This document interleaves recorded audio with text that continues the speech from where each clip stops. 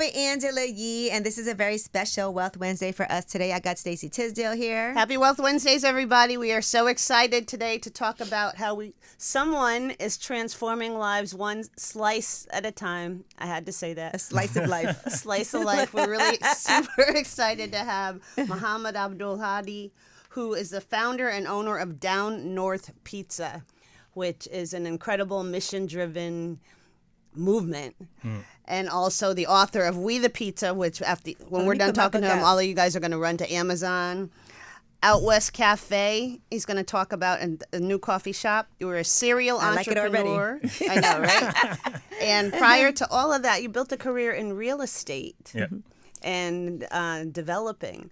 But Down North Pizza is amazing. First of all, tell everyone what it is. So Down North Pizza is a mission-based for-profit restaurant in the heart of Strawberry Mansion, which is a very decorated neighborhood in Philadelphia. And what we do is that we exclusively hire formerly incarcerated individuals and provide them with resources so that they can navigate society post-incarceration. And it's very important because we are in the area which is high on recidivism rate. Recidivism meaning people are being recycled in and out of the system. So for me, it was very important to go into where the problem is so prevalent and try to help from within. So that's exactly what we did with Down North Pizza, and it was strategically placed, in this area so we can, from within, inspire as well, because Strawberry Mansion is an area that, for the most part, when you hear about it, it's all negativity. It's all, nefarious things going on. So for us, we wanted to change the narrative and bring some positivity into Strawberry Mansion, and that's what we've been doing for the past 5 years. It's so personal for you. You started it during lockdown, which is amazing in and of itself, and you were actually under house arrest. Yes. So tell us how that happened. I started it while everybody was on lockdown, and I was actually on lockdown too. So it was crazy when I think back on it, and I was going through my own legal troubles. And before the shop opened, that's when I actually got my sentence handed down to me, maybe like 3 or 4 months prior to the shop opening. And I thought at the time that I was going to actually have to go inside for a year. And I was blessed enough for my lawyer and my team to be able to get me a year on house arrest. So when I got the sentence and I knew that I was going to be on house arrest for a year, I had to think, how am I going to do this? I'm in the middle of trying to open up a restaurant, and my time is limited. I had literally 6 hours a day to be out the house. But for me, I had an opportunity to make an excuse to not push forward, but that's not what I wanted to do. And I had a valid excuse, but I chose to turn that into something positive and push forward because I noticed how my life was impacted by being a felon now. And really the people that I'm doing it for, and I had resources. So I'm thinking about the people that don't have the resources when they land in these situations. So that was my motivation to keep it pushing and make sure that I keep it going. When you even think about your conviction, because I read about it and what happened, people will hear that, right? You had no record of anything before that. Something happened to you, like you said, you were involved with the wrong people. Sometimes we're not aware we're doing something that we could get in trouble for, but people just hear conviction and they don't care what it is. You're automatically like, oh, I don't know if we want to, felon working here. Or yeah. All of that. It's hard to even get a place to live. Yeah. And you can have all the money in the world and they look at you as a felon and then they like, well, we don't want them living in this particular complex or this building. So even myself, I seen how my life just changed once the conviction got handed down. And it was like all the things that we took for granted, even something simple as pre-check, right? So you can't even get pre-check. So I was like, they let you know very early on that these things have been suspended. So it was like me just noticing like, oh, my life will be very, very You can't different. even get a real estate license at first. Nope. Like you have to go through a whole process. You'll never get global entry. Like No. forget Oh, pre-check. never. You can't No, you even never. get global Global entry. entry. And there's so many things because even like getting a real estate license is you can take the test, you can pass, you can have an agency, a brokerage that's like, okay, we'll have you on as an agent, but you can't automatically get that done. Now you have to go through a whole process, to make it happen. And sometimes it's also something that people are ashamed to even have to talk about. Yes, it's a very sensitive subject matter because they're thinking about what's going to happen after people notice what their situation was. So it's like sometimes people will lie on their applications because for housing, out of survival, it's like, I need this job at least to get me a couple of dollars. And maybe when they find out that I'm a felon and they eventually fire me, then, I at least have a couple checks to get me through the next couple months. Or you'll be thinking, well, at least they know me now and I'm in here, so maybe they'll, give me a chance. But that's why I love what it is that you're doing, right? Because this is also what I find is that people that have these convictions and these felonies on their record, they want to be able to work. They want to be able to be productive members of society. They just need a chance. You hire, just for everybody to be clear, you hire formerly incarcerated Yes, that's all we do. people. We exclusively hire. So everybody in that shop has been, justice impacted. What do you think other businesses, society as a whole, are overlooking about this population? I mean, a wealth of talent, a wealth of dedicated, skilled individuals that want to prove you wrong. And I think when we look at it from that lens of somebody like just waiting for a person to give them a chance to say yes, and then they're going to show you what they can do behind the yes, versus people just no, you can't do this, or not even knowing them and then looking at them just because they have a record and saying that, oh, because you have a record, you cannot do this, and don't even know from a can of paint. So it's like very important for the people to just give them a chance to show you what they can do. Do you think you were treated fairly by the justice system? No, not at all. And for a multitude of reasons. And, for me, looking back at when I was going through what I was going through, I was just looked at as a felon. It wasn't looked at the people's lives that I changed and saved when I was, in that industry, right? The hundreds of people that I still am in contact with, that, I've affected their life in a positive way. None of that was discussed. It was just, now, this is your situation, this is you, and this is what you've done. And that's what, continues to follow me to this day. But for me, I don't look at it from that negative perspective. I just try to stay focused on what we're doing and try to stay grounded in what this movement that we're pushing, and then continue to push forward. How do you do that? Sorry. Like, how do you find the resilience and the the psychological strength to do that? I mean, if we don't do it, then who's going to do it? I think, there's nobody that's going to attempt to try to save us from, the things that, have been following us, since somebody has gotten convicted. Once you get convicted, it's essentially like a life sentence, right? Because whatever you've done follows you for the rest of your life. A lot of people who've been justice impacted, when they are starting businesses and want to and aspire to be entrepreneurs, it's out of survival a lot of times. People don't have options. If you know that you're unable to get a job and that you have walked into countless interviews and somebody has just excluded you just because that simple fact, then it's like, what can I do? I don't want to go back to what I was doing before, which is the common misconception that people think that people just want to go back to the things that got them in jail. That'd be the last option. Right. A lot of people want to change. When you give people opportunities and people have certain boxes checked, which is, having somewhere to live and having employment, you reduce recidivism by a lot.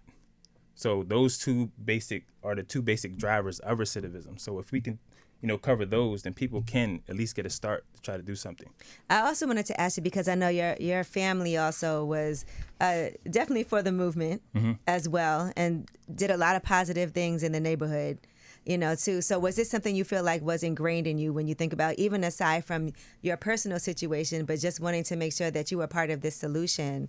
Was this something that even when you were young, you knew somehow, some way, this was going to be your path? Yes, my father was very heavily involved in community, and he was on a movement. I have family members that were a part of the Black Panther Party, Philadelphia chapter. So I feel like this definitely was something in me, and also have a family of entrepreneurs. My older brother, his name is Kenya, and he started Mesquite, which is a clothing line that one of the top clothing line to ever come out of Philadelphia. Yeah, that's a big back deal. in 2000. So I was able to see very early on that entrepreneurship was possible because I had people around my life that showed me. And to this day, he's still an entrepreneur and still pushing that movement. So for me, I was blessed to be around individuals who I can, be exposed to and see that something is actually possible. So let's talk about Down North Pizza for a minute, because when you first opened, there was so much press around it, so much going on that you guys were like not even prepared for what was going to happen that first day. No, not at all. When I think back, and we laugh about this now because, mind you, I opened a restaurant with no restaurant experience. You know how hard that is? None. Because even with restaurant experience, it's hard to open a restaurant. Yes, and I remember when I was telling people about down north and my idea, and it's like, dude, what are you talking about? You don't make pizza. You go in like probably one of the worst neighborhoods, which is in Philadelphia, and you don't have any experience. And black people with pizza shops. Yes. I mean, there's a few, but that's not normally what we see. Yeah, so it's like, you sure about this? And I think that was one of the driving reasons why I wanted to do it, because I'm very competitive, so I wanted to Prove people wrong. And I was like, and the fact that I was hiring felons, they're like, this sounds like a recipe for disaster. And I was like, actually, I think about it the other way. I feel like this is a recipe for success, because for me, when I approach like business, it's like, where's the void in the marketplace for something? So that's my guiding light. So it's like, if we can find out things that doesn't exist and push the envelope, and for me to be creative, the creative mind that I am, that's where I am. I'm at the intersection. So for me, that's what I'm looking for. So I saw this as a very unique opportunity to, as we say, slang some pies and save some lives. Slang some pies. I love that. You just you listen to your voice. Yeah, I block through out a lot of noise. Yeah, it's always going to be noise. And my biggest thing is focus. Like, you have to stay focused, because there's always going to be noise around you. And if you can stay focused, stay a course, and, you can do some things.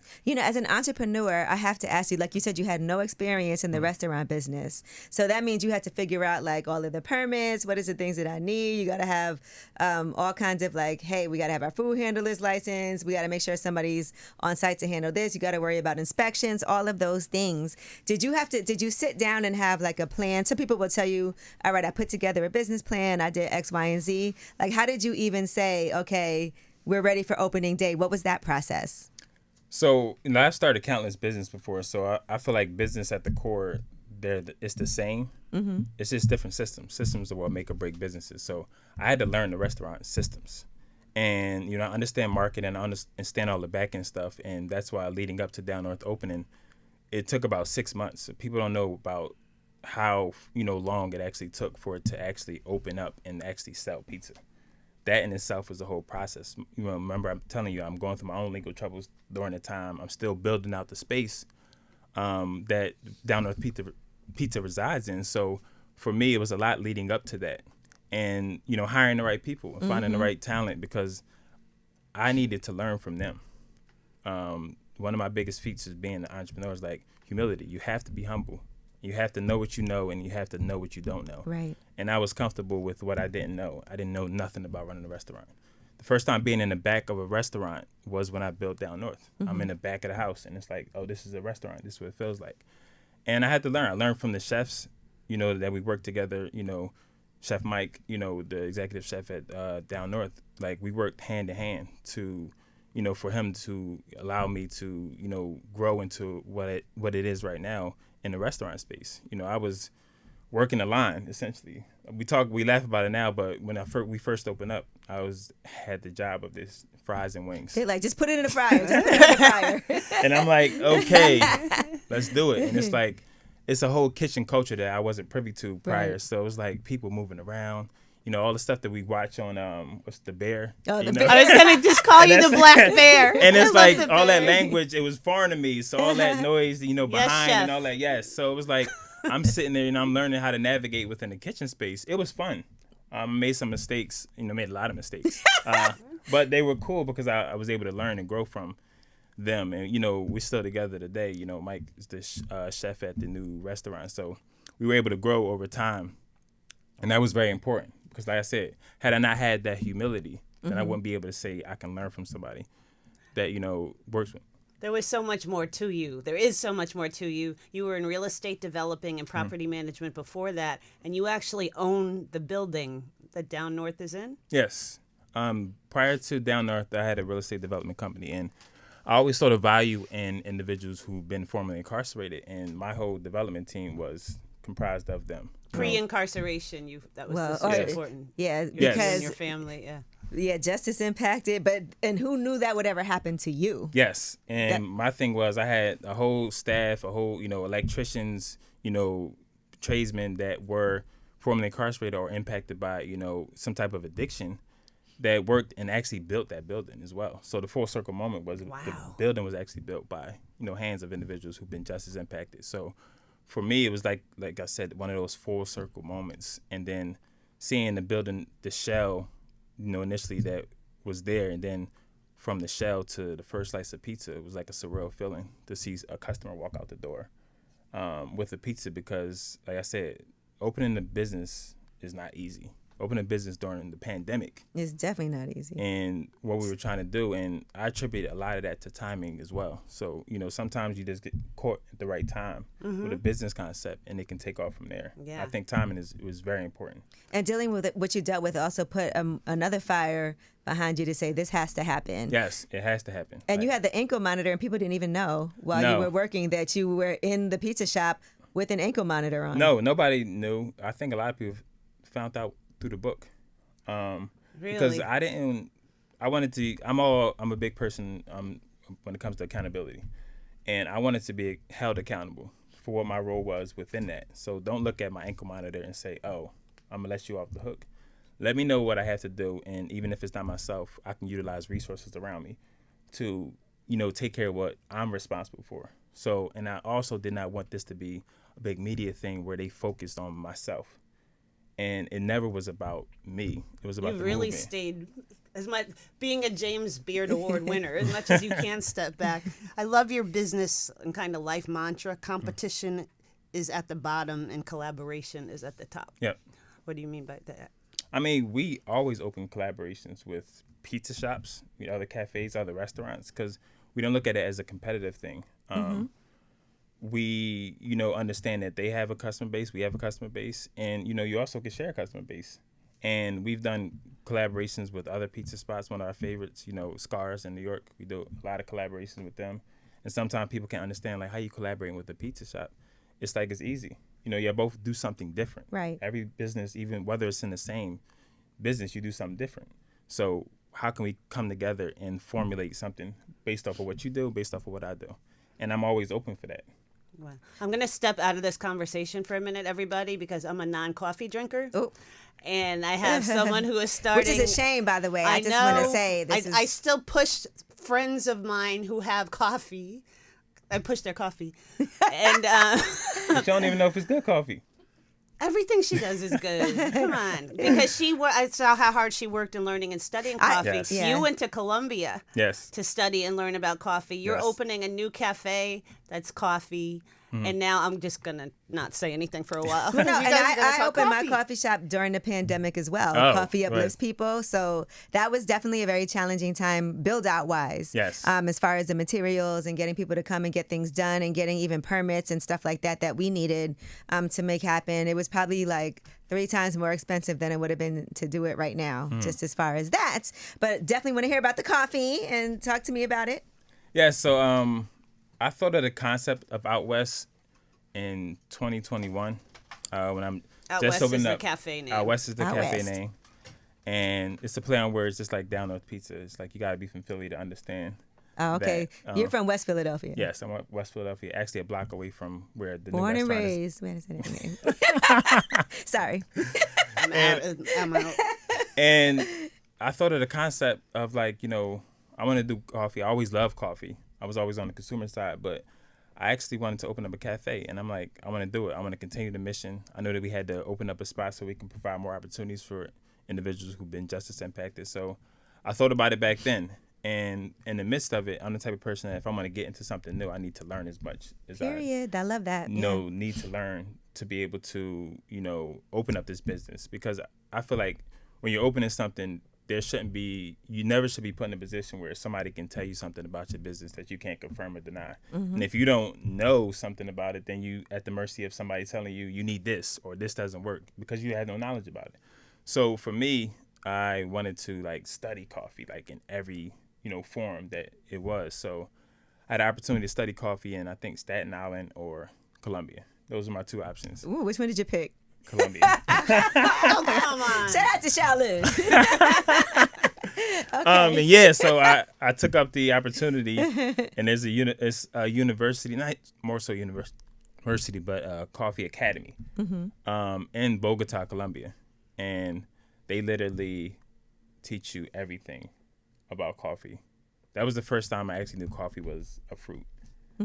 And Coffee's I a fruit? yes, it's a berry.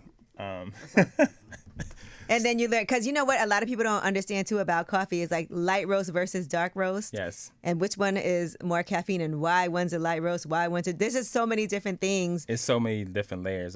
We traveled, 11,000 feet above sea level to actually see the coffee trees and where they grow. And it was a experience. And even thinking about how people have to pick coffee beans, or just how people are also compensated in these black and brown countries where coffee is grown, and why it's important for us to be part of that whole, just bringing, we talk about fair trade, but it has to go even deeper than that. Yes, that definitely has to go. And I was blown away just by the experience. I spent by a total like 3 months there. That's amazing. And really getting in tune with like coffee in different ways. And because I know another thing, people probably be like, well, you don't know anything about coffee.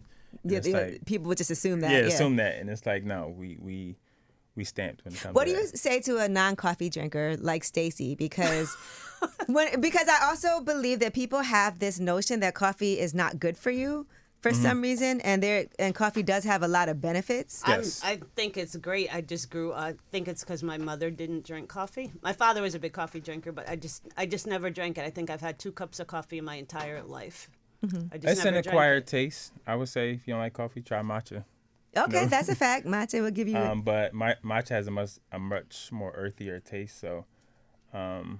or a tea. I can barely contain my energy. I never wanted to ingest anything that gave me more energy. Matcha is a little different when it comes to, I think coffee like takes you on that, straight up. But matcha is like microdosing caffeine. Nothing against it. Like I just comes never over. drank it. Like, But, I love what you had to say about actually going and studying what it is that you want to do, because, even for us, when we started our coffee company, we started underneath another brand. And then we were able to get our education that way, and then eventually start roasting our own beans as well and learn how to do that. And I'm a big fan of, once you decide to get into a business, just like you said, to learn every aspect of it that you possibly can, and to continue to learn and grow, because industries are always evolving, yes. as well. And so... No, that's very important because, like you said, industries are ever evolving. Coffee is being roasted in different ways as opposed to just the traditional way that people have been roasting. There's a lot of local roasters. We deal with local roasters in Philly that we get coffee from. And I think the evolution of coffee could be a benefit for everybody. What kind of coffee are you going to serve in New Cafe? So right now, we've been open for 2 weeks. this is fresh. Fresh. Okay. It took about 2.5 years to, build out the space, equipment, staff, and everything. So 2 weeks in, it's been a heck of an experience.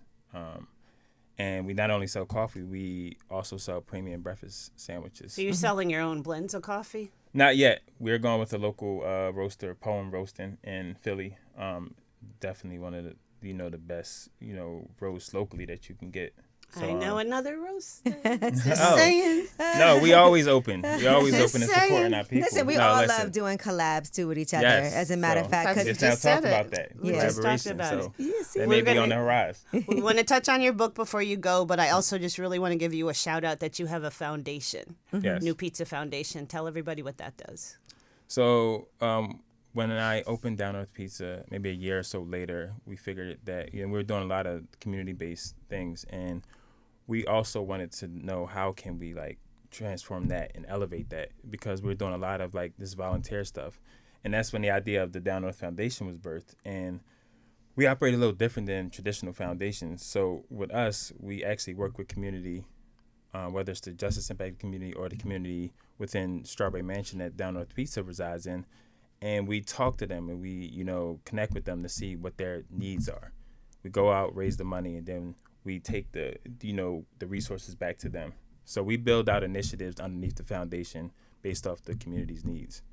That's amazing. And that's what we've been doing for the past 3 years. And I was telling you about one of the programs that we got called Protect Your Crib. As we see how gentrification is ravaging through our communities, how can we help? And a lot of people are losing their houses simply because they're defaulting on property taxes. Right. It's a big, and then in Philadelphia County, you can actually, your house will be going to a sheriff's sale, where the sheriff will auction off your house. Auction off your house just because of these taxes. Because of these taxes. So we well, how can we help? And 2 years ago, we started Protect Your Crib, and I'm well, how about we just pay their taxes, get them a fresh, clean slate, there are programs that will give you tax credit. They just don't know about them. So provide an informative session so that they can learn about these programs, enroll them in the programs, and now you have a zero balance. So we know that at least for the next 5 or 10 years, based on how you can budget your money, that you'll at least be in your house for that and kind of build off of that. Because even though the neighborhoods are being gentrified, you still should be able to enjoy the neighborhood when it turns over. And a lot of people in Philly are homeowners. Right.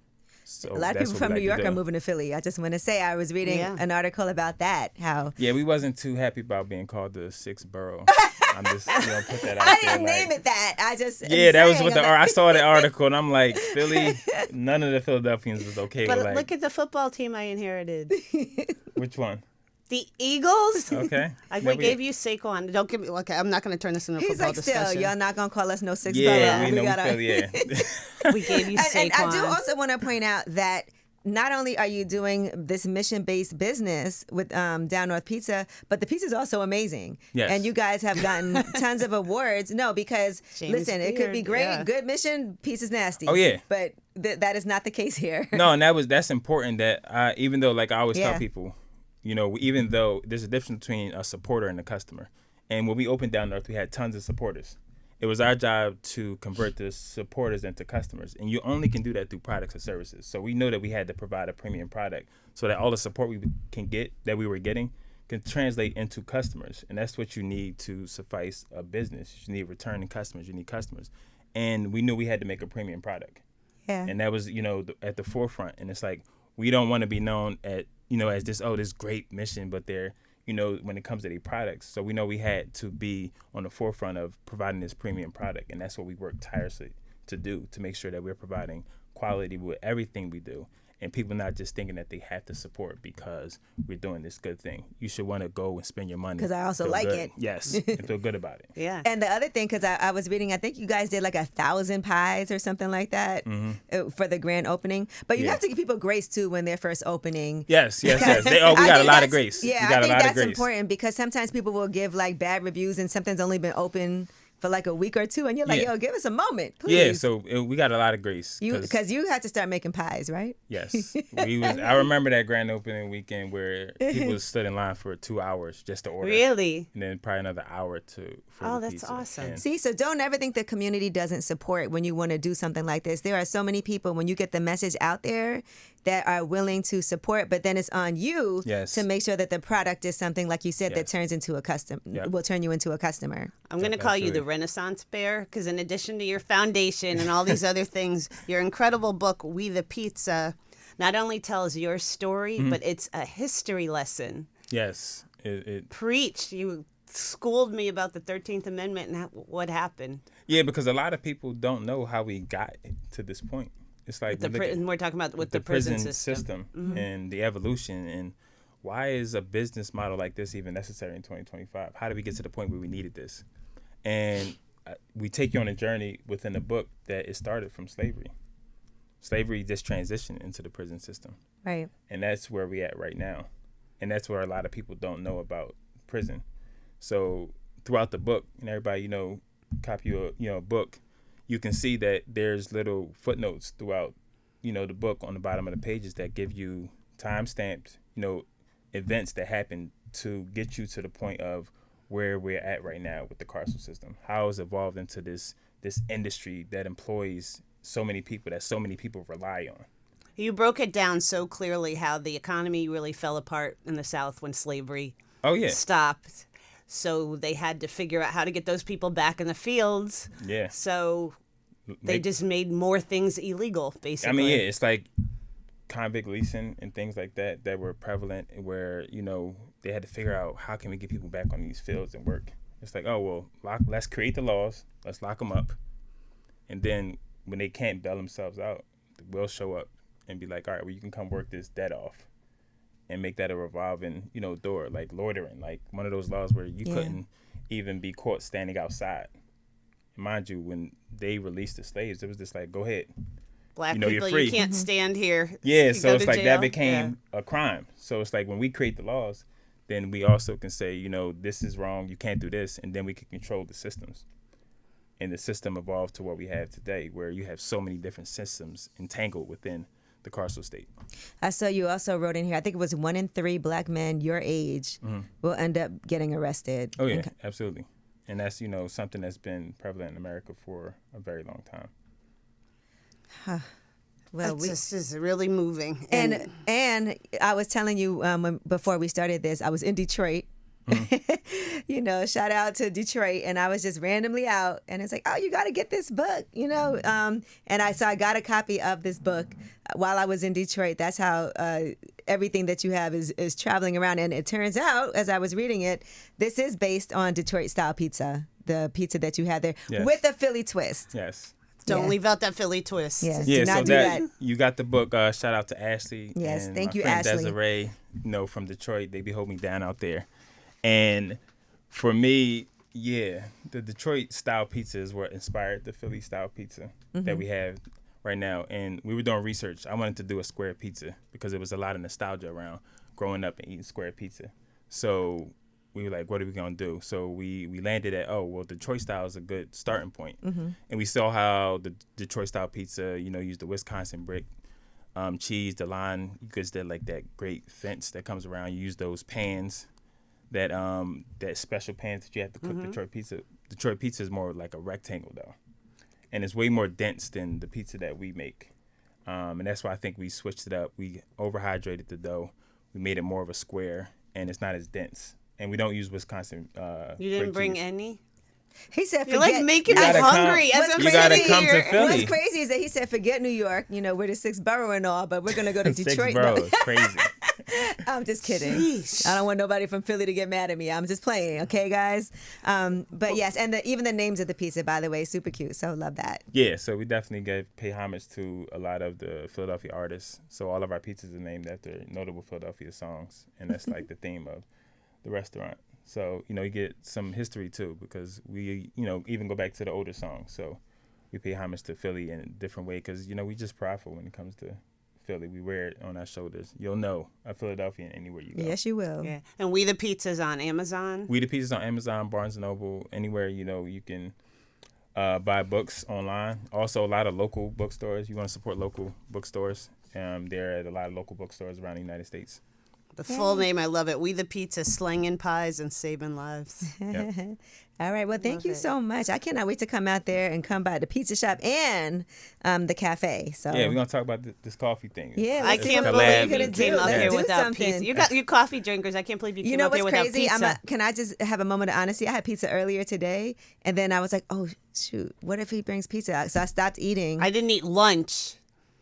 Oh, I feel bad now. Just kidding. I was like, nobody's gonna bring pizza from Philly. It'll be cold by the time it gets here. We're giving you a hard time. We are giving you a hard time. That just means a road trip, and I'm excited for that and for some collaborations that we can do in the future. So thank you so much for coming through for Wealth Wednesday. Thanks for having me. Thanks. Happy Wealth Wednesdays, everybody.